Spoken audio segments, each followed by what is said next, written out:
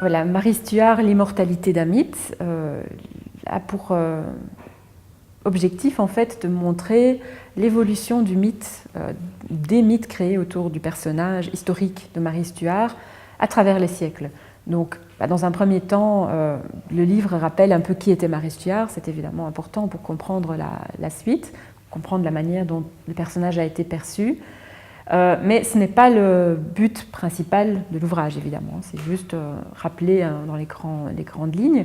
Et puis après, le livre explore la réception du personnage, la manière dont elle a été interprétée, dont elle a été vue par des générations d'historiens, d'auteurs polémiques, donc il y a notamment d'auteurs de pamphlets, parfois très très violents, contre elle ou alors contre son adversaire Élisabeth d'Angleterre, par des pamphlets aussi en sa défense, donc des apologies où elle est présentée comme une martyre innocente.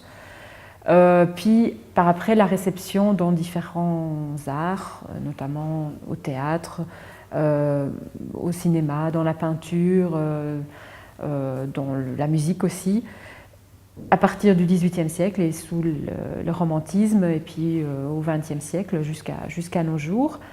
Et là, on voit que ce qui est mis en évidence, c'est Marie Stuart, la femme, en fait, et sa manière de vivre la féminité, en fait, et le rapport au pouvoir, le rapport au corps, le rapport à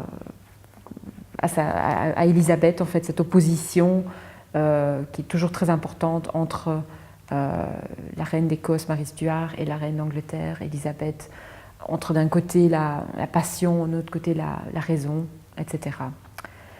Et donc, effectivement, le but du livre, c'est de montrer qu'à partir d'un personnage historique dont on ne connaît finalement pas grand-chose, on crée des mythes très importants qui reflètent chaque fois la période qui les voit éclore, en fait, et qui voit leur succès.